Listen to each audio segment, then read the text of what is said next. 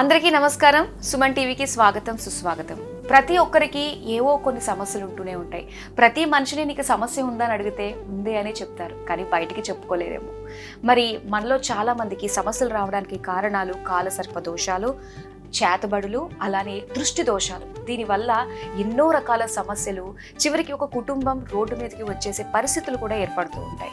అలాంటి పరిస్థితుల్లో మనకి అక్షయ సిద్ధిని కల్పించే విధంగా దాదాపు 300 సంవత్సరాల గురు పరంపరతో అటు మనకి ఐశ్వర్యాన్ని, అదృష్టాన్ని, విజయాన్ని చేకూరుస్తున్న మహానుభావులు శ్రీ శ్రీ శ్రీ గురు మహారాజ్ రమణ యోగిలాల్ గురూజీ గారు. వారి హస్తం అక్షయ నిధి, వారిచ్చే అదృష్ట రత్నం అష్టైశ్వర్య నిధి. ఎంతో మంది పారిశ్రామికవేత్తలు, రాజకీయ నాయకులు, జీరోలుగా కెరియర్ స్టార్ట్ చేసిన హీరోల వరకు ఎంతో మంది లబ్ధి పొందారు ఆయన హస్తం ద్వారా, ఆయన ఇచ్చిన అదృష్ట రత్నం ద్వారా. ప్రపంచ వ్యాప్తంగా ఎంతో మంది భక్తులకు తాము ఇచ్చే అదృష్ట రత్నాలతో కోటీశ్వరులు చేసిన మహానుభావులు శ్రీ శ్రీ శ్రీ గురు మహారాజ్ రమణ యోగిలాల్ గురూజీ గారు మనతో పాటు ఉన్నారు. నమస్కారం గురువు గారు. సోంబుయతల్లి. ఓం నమో ఐం హ్రీం శ్రీం క్లీం గ్లౌం సౌహ కయే ఈలహ్రీం హస కహలహ్రీం సకలహ్రీం అదృష్ట మహాలక్ష్మి సర్వ ఐశ్వర్యం ఆనంద ఆహ్లాదం శీఘ్రం అత్యధిక అద్భుత మహోత్సవ ధన భూ స్వర్ణలాభం సర్వ మనోకామనాభీష్టం సర్వైశ్వర్యం తక్షణం దేహి ప్రీచ స్వాహ. అఖండ ఐశ్వర్యం అఖండ ఐశ్వర్యం అఖండ ఐశ్వర్యం అదృష్టం తక్షణం దేహి ప్రీచ స్వాహ. శుభం భూయాత్తల్లి. అసలు మీ దగ్గరికి రావాలంటే వాళ్ళకి టైం బాగుంటేనే మిమ్మల్ని కలుస్తారు. అదృష్ట రత్నాన్ని వాళ్ళు ధరిస్తారు, దాంతో మిరాకిల్స్ చూస్తారు. అష్టైశ్వర్యాలు, విజయాలు కూడా వాళ్ళకి ప్రాప్తి వస్తుంది. అలానే నాకు ఒక సందేహం గురువు గారు, మరి మనకి ఇండియాలో అయితే రత్నధారణ దీనికి సంబంధించి అన్నీ కూడా ఒక రకమైన శక్తిని వాళ్ళు తీసుకుంటారు అన్నది ఉంటుంది. అయితే విదేశాల్లో ఉన్న వాళ్ళకు కూడా ఈ రత్న శక్తిని వాళ్ళు అనుభవిస్తున్నారంటారా నిజంగానే? అమ్మ, ముందుగా ఇక మీరు అడిగే సందేహం చాలా చిన్న సందేహం అమ్మ. మీరు మా ఛానల్ సరిగ్గా ఫాలో అయినట్లేరు.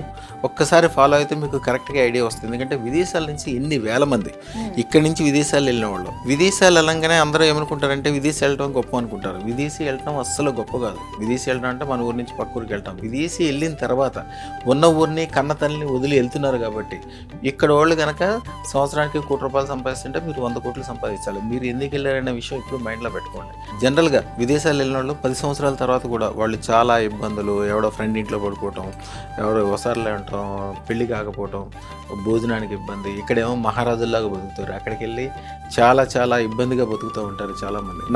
నా దాంట్లో చూడండమ్మా, నా దగ్గర సుమారుగా 3 సంవత్సరాల క్రితం ఒకసారి లెక్కేస్తే నా దగ్గర నుంచి అదృష్టరత్నం పెట్టుకుని వెళ్ళిన తర్వాత విదేశాలు వెళ్ళటమే కాకుండా సొంత విమానాలు కొనుక్కున్న వాళ్ళు 270 మంది చిల్లర ఉన్నారు. సొంత విమానాలు అంటే వాళ్ళకి ఏంటంటే ఇక్కడ ఆంధ్రాలో చౌదరీస్, మన తెలంగాణలో రెడ్డిస్, వీళ్ళకి భూములు అంటే చాలా చాలా ప్రాణం. ఈ గౌడ్స్, యాదవ్స్ వీళ్ళందరూ కూడా చాలా ప్రాణం. భూములంటే వాళ్ళకి ఏదో ఇప్పుడంటే తెలంగాణ విడిపోయిన తర్వాత ఇక్కడంతా పచ్చగా అయింది, కానీ ఇదివరకు భూముల మీద ఏం ఉండేది కదా. కానీ వాళ్ళకి మొదటి నుంచి భూములు అంటే చాలా ప్రేమ. అందువలన వాళ్ళు విదేశాలు వెళ్ళినా కూడా మన దగ్గర నుంచి వెళ్ళాక వాళ్ళు ఎట్లయినా బాగుపడతారు. వెళ్ళిన తర్వాత ఒక 1000 ఎకరాలు 2000 ఎకరాలు కొద్దిగా వ్యవసాయ క్షేత్రాలు కొనుక్కుంటారు. ఆదివారం వరకు ఇంట్లో ఉంటారు. ఆదివారం భార్య పిల్లల్ని అందరినీ తీసుకుని ఆ చార్టెడ్ ఫ్లైట్ వేసుకుని అక్కడికి వెళ్ళి మెక్సికన్ పన్నులను పెట్టుకుని ఎంతెంత లాభాలు సంపాదిస్తారో, ఎంతెంత సంతోషంగా ఉంటారు. నేను నా శిష్యులందరికీ అదే చెప్తాను. ఇప్పుడు వాళ్ళందరూ గ్రూప్గా కూడా తయారయ్యారు. ఇప్పుడు చక్కగా వాళ్ళందరూ కలిసి మాట్లాడుకోవటం, చేసుకోవటం, వ్యవసాయం గురించి నన్ను రెగ్యులర్గా రమ్మని వారానికి ఒక 100 రిక్వెస్ట్లు వస్తుంటాయి. అమెరికా రండి మిమ్మల్ని దేవుళ్ళలాగా చూసుకుంటామని. మన దగ్గరికి వచ్చిన తర్వాత అమ్మ విదేశాలు వెళ్ళటం కాదు. కొంతమంది అయితే చూడండి, ఇంట్లో 10 మంది పెడితే కూడా 10 మందికి అప్పటికప్పుడే పాస్పోర్ట్లు వచ్చేసి బ్రహ్మాండంగా వెళ్ళిన తర్వాత గొప్పగా ఉండటం విషయం నేను చెప్తాను. ఏదైనా పని స్టార్ట్ చేయడం గొప్ప కదమ్మా. మన దగ్గర అదృష్టత్రం పెట్టుకున్న దాకా విదేశాలు వెళ్దాం అనుకుంటే విదేశాలకు సంబంధించిన ఒక మంత్రం ఇస్తాం.